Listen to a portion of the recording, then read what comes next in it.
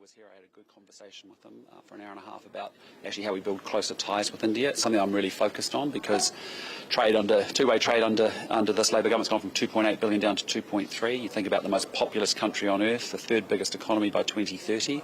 I'm really serious about building business in India. It's How can you make that commitment when you need two players involved to reach an agreement? Sure. Well, we've just seen Australia make the same. We've had no dairy in that agreement. Early harvest free trade agreement. We've seen the Brits, we've seen the Canadians, we've seen the Europeans, and frankly, I think if you don't have some ambition and some aspiration, I appreciate things will be hard in any trade negotiation, but by God, we should be trying, shouldn't we? Not a single one of those deals involved dairy, which is critical for New Zealand. Sure, but you don't start a negotiation actually planning to lose and actually go into it actually saying, how do I build and open up a market that's got huge potential for New Zealand that's gone backwards over 6 years at a time of massive amounts of growth within India. So, from my point of view, we're going to be out there in the world hustling because we have lost ground out there in the world. Could you answer Craig's question by saying that you would absolutely go to India? The question that was put to you that you answered was you would absolutely have a free trade deal with India in the first term. Can you clarify? Are you going to India absolutely in the first term, or are you coming back with a free trade deal? If you remember back in March and April this year, I talked about India in particular, about the opportunity that it represents for New Zealand. That I said that I'd go there in my very first year, but with a view of actually moving forward our trade agenda and making sure we secure an early harvest free trade agreement would be fantastic as an outcome. We have good examples. As I said, they've been completed recently with Australia, with the UK, with EU and with Canada. For perfect clarity here, the question put to you was a free trade deal with India in the first term. That's what we're going to work towards. You replied absolutely. Absolutely, we are going to work towards. Absolutely promising a free trade deal with India in the first term. Yes, that's what I said, and that's what we're going to work towards doing. So but it means building. Not doing. Sure. Which one is it? Well, I've just said to you, we are going to get a free trade agreement with India in our first term. That's important to us. But you've got to get there and actually start doing some stuff. We've actually seen it work with Australia, Canada, EU, and the UK. I just don't think that actually the lack of ambition and aspiration we've had around our trade agenda and actually opening up these markets and getting New Zealand businesses actually comfortably operating in them and learning them is actually what we've got to deliver. Incredibly make. I mean, we went to, John Key went to India, I think, 2017 and started negotiations. It was more than a decade and it has not been able to be progressed. So can you credibly make that promise? I'm saying to you, I want New Zealand out there in the world hustling. India is a big untapped market for us, but we haven't even been in India. We haven't even built the relationships in India to be able to have those conversations from this government.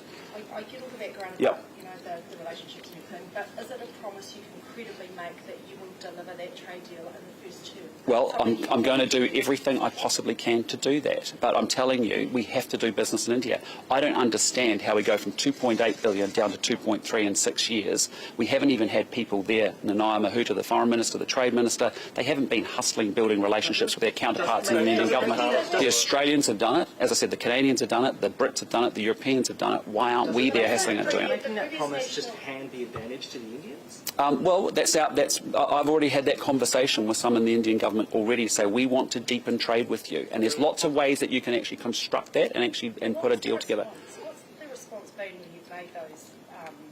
Well, I mean, there's work to do, obviously, and but there's actually big opportunity for us to actually build deeper trade relationships with India. That's what we're going to do. It's a market I know well. I've been there many times. I understand it well. And what I'm saying to you is, you cannot be in what's in the largest population on earth and not have a trade presence. You said there was work to do. Yep. In terms of their response, was there any indication that there's going to be any progress in conversations that you've had with the Indian government or people in the leadership? I had a conversation with Mr. Jaishankar when he came out to New Zealand before he met with the government. We talked about how we deepen ties between India and New Zealand. I think there's lots of avenue and opportunity for us to actually start a conversation to get moving and get something up and running, and that's what we're going to do. Could you walk me through? I get it, but I'm sorry, but in the last 6 years, two-way trade with India is a paltry $2.3 billion. Two-way trade with China is $40 billion. I appreciate we've got work to do, but I'm telling you, not making an effort, not building relationships, not building rapport, not having delegations there, not making an effort, as we've seen those other countries do. Why can't we do what they've done? Why can't we do that? Mr. Luxon, could you walk me through? Could you walk me through? You said that you spend $60 a week on groceries. Could you just walk me through what it is that you buy that you're able to spend such a little amount of money on that? Yeah. So the question I was asked is, how much do I spend at the supermarket? I personally, when I'm in Wellington, go shopping at the New World. world, as you're probably aware, close to Parliament. I buy breakfast and lunch items, but most of the time I buy my lunch, as I'm on the move a lot. So for me, I go up there every Sunday or Monday night when I arrive, buy my groceries for the week for what I need for my breakfast. So that's what it is. I appreciate, that's not my total food bill. It's not what my family spends on food. I appreciate that for New Zealanders, food prices are up almost 30% under this government, up another 8% we saw today just this year. So, food prices are a real problem for people. I understand that. I was asked a particular question: how much do I spend at supermarkets each week? And that's what I do. What is your total food bill? Sorry, for my family? It's hundreds of dollars. It's hundreds of dollars a week. Exactly? Well, Sorry, you don't know. sorry, who's So asking? can you give us more of a specific answer? It's hundreds of dollars each and every week. More than and $300 or $400? more than $300 or $400 a week, and that's the reality of what it costs. It's expensive to run a family. But what I'm saying is, I was asked a particular question about how much I spend at a supermarket each week. That was what I spend. I buy breakfast items typically, and the rest I buy on the go. You told him to, Chris Hipkins, to calm down quite a few times. Do you feel like he's getting a little bit aggressive? And you also made some sort of reference to Taylor Swift. Could you just explain your Taylor Swift's got a great song, You Need to Calm Down, and I just felt it was appropriate for Chris Hipkins, because, sadly for him, I think we have seen an incredibly negative and incredibly personal, I think we've seen a lot of fear-mongering and scaremongering coming from Chris Hipkins. You saw it even in his closing statement and remarks. It's not a positive vision for how to take New Zealand forward. That was low blow, and it was emblematic, I think, of the negativity and the personal attacks that we've seen over the course of this campaign. And as you can see, I didn't dignify it with a response. I was going to say, there are obviously issues on the other side. Were you tempted at all to, throw some of that back at Labour in terms of their MPs or former ministers? Well, I appreciate he's had personnel issues of his own, but what I'd say to you is I thought that was very low. I thought it was emblematic of the approach and the attitude and the negativity that we've seen, and very personal campaign.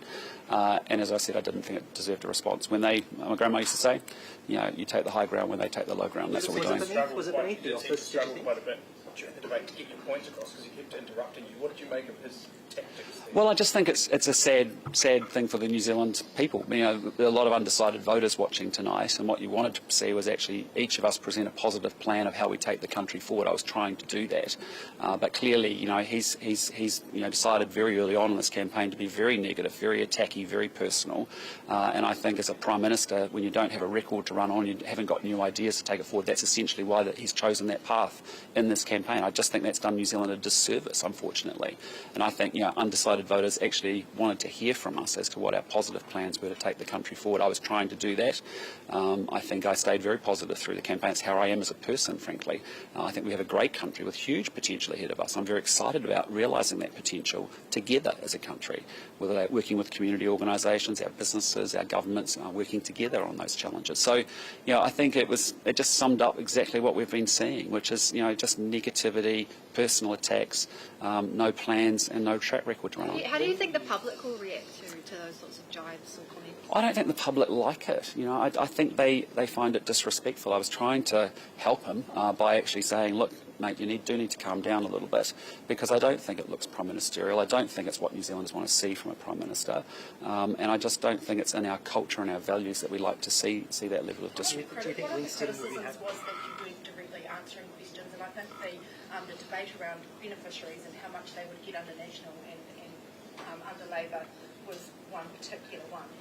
Well, I was frustrated because it was presented as cuts, and it isn't it's not a cut. It's actually an increase each and every year, as we have done for many years in New Zealand, linking it to inflation and the cost of living. It's a different basis from how Labour are doing it, but even Labour changed the basis and then they changed it back to inflation, and now they're changing it back again. I suppose the thing that hasn't been answered is how you're justifying that beneficiaries won't get more if you are saving $2 billion as laid out in your fiscal plan. There will be $2 billion less going into the system.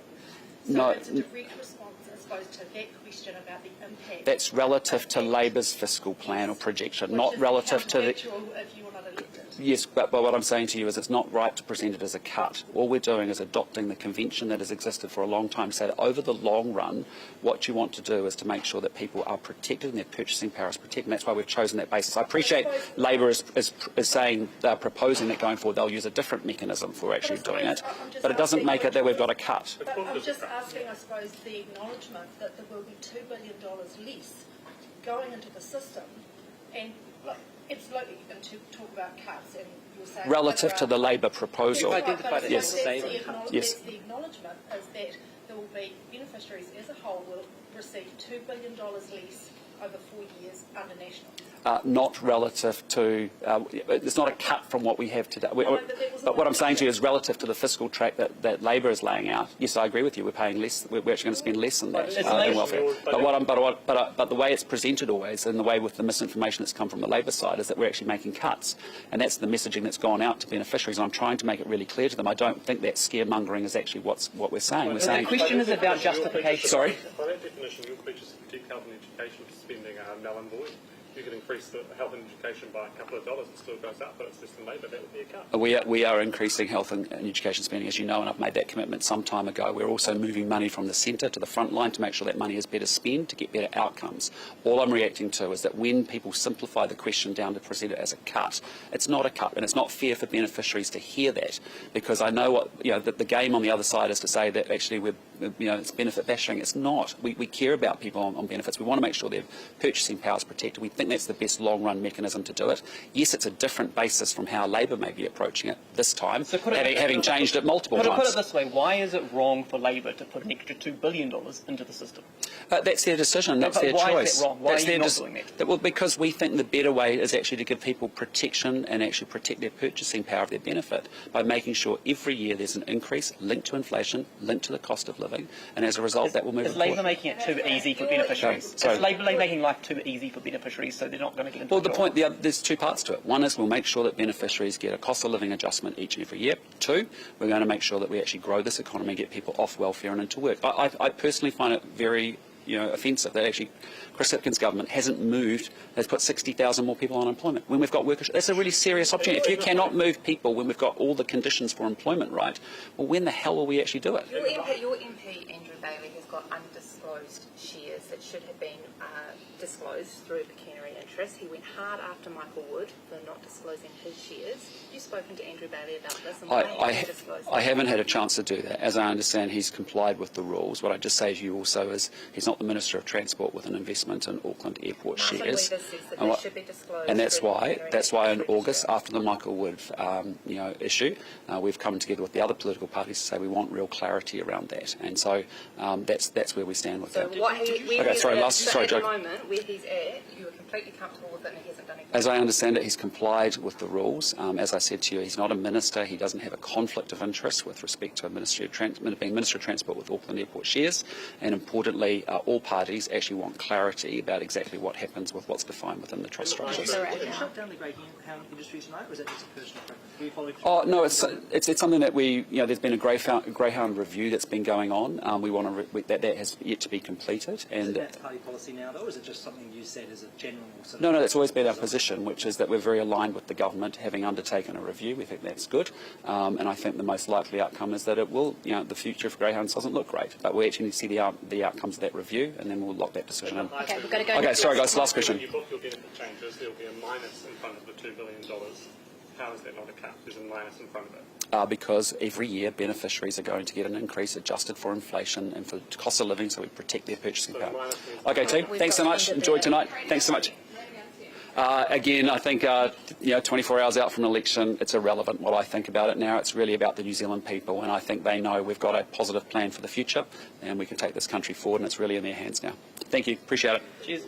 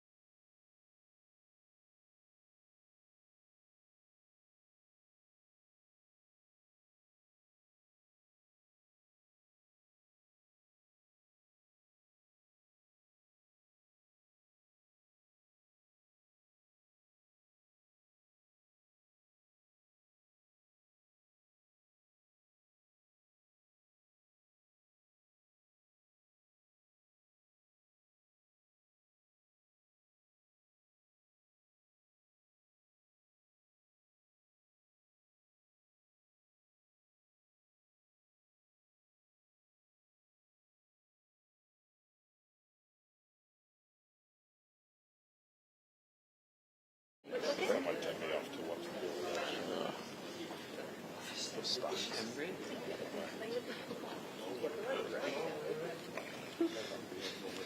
Jason is right on my right here as normal. Would be anywhere else. Normal service has resumed. You'll be definite soon. Hope you all enjoyed that. Happy to go straight into questions. You did a low blow talking about one of National's MPs being your side is hardly blemish-free. Well, he was challenging me specifically on, ministerial conduct. I think if you're going to live in a glass house, you shouldn't throw stones. Do you think the public like that kind of debate, that kind of debate, where you are getting quite personal? I think that, he was challenging me. I responded in kind. But Sam Uppendale has said he didn't use bed legs. He rejects that. That's up to him. Do you think you're overly aggressive in the debate? Do you think you're going to the Well, it was a debate. I enjoyed the debate. I said that I was going to challenge in the debate, and that's what I did. Do you think you're both in a bit of a glass house when it comes to conduct of caucus members? He challenged me. I challenged him back. He said that. What about speaking of beloved Jess? She didn't deserve that. Well, look, it's a debate, ultimately. Just on the situation in Israel, Yes. that you put out a press release before about getting people out of Tel Aviv, I believe about 90 people. Yeah. What's the situation going forward from here? Will you have other flights, other repatriation? So at the moment what we've done is work to secure seats to get Kiwis out of Tel Aviv. Getting people out of Palestine is quite difficult at the moment, so it's more likely that those people will be coming out of Israel. We'll continue to work to be part of any multilateral efforts. So at the moment there were some commercial air services where we worked to contract some guaranteed seats for Kiwis. We'll continue to do that as opportunities arise and as we have people who want to take those up. But then, over time, as other international efforts around repatriation are shaped up, we'll certainly be part of those conversations. So we'll look to work with like-minded countries, so keep in regular contact with the Australians and with others. Do you have any idea how many Kiwis are actually in Palestine at the moment? So I think the most recent number that I had was it was somewhere between 10 and 20 in the Palestinian territories. There's a couple of hundred in Israel. But that's based on registrations on the Safe Travel website. So of course there's likely to be more, and not everybody registers on the Safe Travel website. That debate. My understanding, maybe one or two, but I haven't got that confirmed though. That debate tonight was basically your last chance, in long form at least, to talk to an audience of that size. Are you happy going out with the way that you did tonight? Yes. Everything about it, no regrets, not worried about the tone, not worried about the talking over top, you're happy with all of it? No regrets at all. Why did you not take this approach in the first debate? What's different between now and then? It was very different. And I got criticised in the first debate for not being energetic enough, and now I seem to be being criticised for being too energetic. You can't win some days. It's quite a deliberate move, though, to be more energetic, to interrupt a bit more, based on the feedback you got from the first debate. I said that I was going to be more assertive in challenging Christopher Luxon. I do think, as someone who wants to be Prime Minister, he's very evasive when it comes to answering questions. I think the questions being asked were very fair ones. You've been on this debate where you were both arguing about who is the most negative. So you effectively have two people negatively arguing about who is the most negative of the lot of you. Well, how do you think that lands with voters? Look, I'll let the impartial analysis speak for itself. So RNZ have done the analysis. It showed that National were 95% negative and Labour's 60% positive. I think that speaks volumes, really. So you were trying to get in a few extra hits tonight because you felt that you weren't challenging enough at the start, yeah? You felt like you didn't bring your... Yeah, I think if you look at the situation around their tax cuts, for example, where they were going around telling New Zealanders they were going to get $250 a fortnight, when actually it's now abundantly clear less than 1% of New Zealanders will get that amount. So, yes, I do think they deserve to be challenged more on that. And, I think prioritising tax breaks for landlords over welfare that's going to ultimately push more children into poverty, I think that is something that they should be challenged on, and I was absolutely going to do that. Do you think explain your position on greyhound racing? I was asked whether I think it should be banned, and I do. Why haven't you done that yet then? There's a review that's underway. The review's reporting back. The decisions will be taken after the election. Shouldn't you wait till the review's back before you make a decision? I was asked to express a personal view. I gave one. Do you think it was pretty easy to... Back months ago, and Kieran McAnulty decided not to take it to Cabinet. It got held up because of the election coming. You could have done something about it. Now you're saying you're going to when you're in this position a couple of days out from the election. That's what I've indicated. I've indicated it will be dealt with by the next government. If I'm part of it, you know what my view is. Do you think it was pretty easy The way early voting is tracking, are you worried about turnout? No, I'm not actually, because I know that a lot of New Zealanders have been holding back. I think that there was still been, up until the last few days, quite a lot of undecided vote out there. The polls are showing that there's still a lot of undecided vote out there. And I think people are waiting, when they're undecided, they wait till the end. Are you going to be doing what the Labour Party's done in past elections, getting buses out, actually taking people physically to the polls? We'll certainly have a very big ground campaign over the next 48 hours, so not just on polling day. We've got, I think Willie Jackson was saying he's got 40 cars on the road today, going and ferrying people to the polling booths, and you'll certainly see a lot of that over the next 48 hours. If that's not a concern about turnout, then what is? I mean, if you're making those... Every election we have a focus on a turnout operation, and this year's election will be the biggest. Do you think there is any greater risk, though, given that the nature of this past term, the nature of this election campaign, that even if people, are taking their time, they actually just might tap out, and how would that affect Labour's chances? My message to the over 2 million New Zealanders who haven't voted yet is that this will be a very, very close election, and every single vote will count. So if you're holding back thinking, oh, well, my vote won't make a difference, actually it will make a difference. And so my message to everybody is, democracy, in a democracy, decisions get taken by those who show up. And I'd encourage every New Zealander to exercise their democratic right. Do you think India trade deal, is it a bit of an involved for Chris Luxon to pledge that you'll get a trade deal done in the first term? Does that hand the advantage to the Netherlands in negotiations? Well, the reality is that the Indian government have been very clear. They don't want to go straight into negotiating a free trade agreement with New Zealand. National were saying for 9 years that they wanted a free trade deal with India. They weren't able to land one. The Indian government have been really clear that they want to focus on relationship building. There's still opportunities around trade for New Zealand and India. It's why I've said that I'll lead a trade mission within 100 days of forming the next government, because I do think that there are things that we can explore. But going straight to trying to negotiate a trade agreement when the other side says that they don't want to, that's not going to really get us far ahead. When they say we want to build out the relationship, I think leading a delegation to India is actually a really good starting point for that. And actually, it's not even a starting point. We've had several ministerial visits to India this year, Damien O'Connor, Nanaya Mahuta, and I think we've got to continue just where every opportunity arises to build that.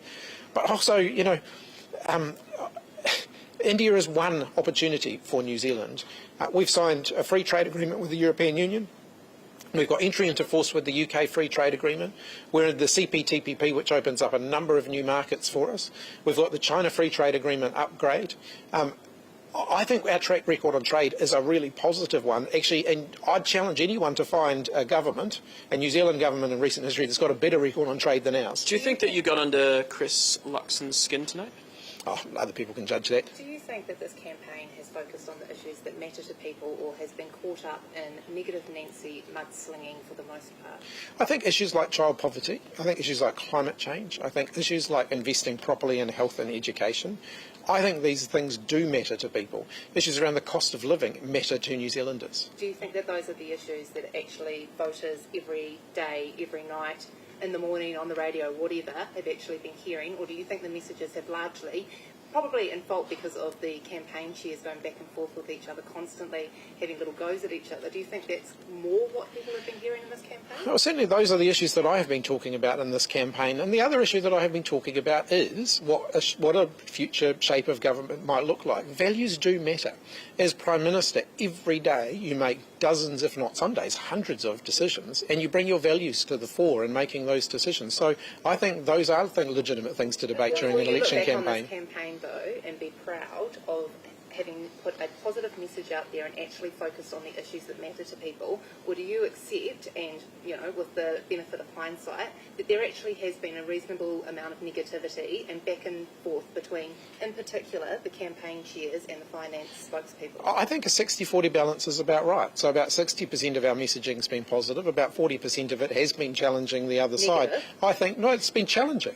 I think, elections are a contest of ideas, and our one has been, but the fact that, 60% of our messages have been positive and 95% of theirs have been negative, I think New Zealanders can see who's bringing the negativity to this campaign. What do you make of Christopher Luxon's $60 a week shopping bill? I'm very concerned about his diet. Look, I mean, I do my own supermarket shopping as well, often in person at Pack and Save and Upper Hutt, and when I can't, I do online shopping and get it delivered, because sometimes practically that's the only approach that I can make work. In reality, I think some weeks I would spend $60 just on fruit and veggies, let alone, and if you're adding a bit of meat in there as well, I mean, for mince, a packet of mince, you're looking at $10 just for that. I don't know how anyone would eat on $60 a week. I'm very concerned about them. Have you been responsible, though, for being a bit cute or actually misleading about the way that you characterise some of the National's policies, particularly the benefit cuts, and the potential for beneficiaries to be really worried about that when actually, I mean, I get all the nuances of the policy, but is that language actually responsible, and is it necessary? It is not a nuance to say that $2,000 worth of benefits that a family, $2,000 that a family would otherwise get, they now won't, so that National can save $2 billion. That is a cut. I understand the policy. Are you comfortable using that kind of? I'm absolutely comfortable with describing a cut as a cut. I'm comfortable describing a cut as a cut. Yes. You keep whacking Christopher Luxon over his inability to give straight answers, but you repeatedly can't say what you'll do if you lose the election. Why not? I don't think New Zealanders are going to vote for us based on what we would do if we don't win. But why don't you just answer the question? Because I genuinely haven't decided. Asked about it for months. Yeah, and I genuinely haven't decided. I haven't given it any thought. Take a second. No, I'm not going to give it any thought until after the election. Walk us through your thought process. Yeah, no, nice try. Chris Luxon told you to calm down quite a few times in there. Do you need to chill out a bit? To quote another Taylor Swift song, I think he needs to shake it off. Yeah, it's a good place to end. All right, thanks everybody.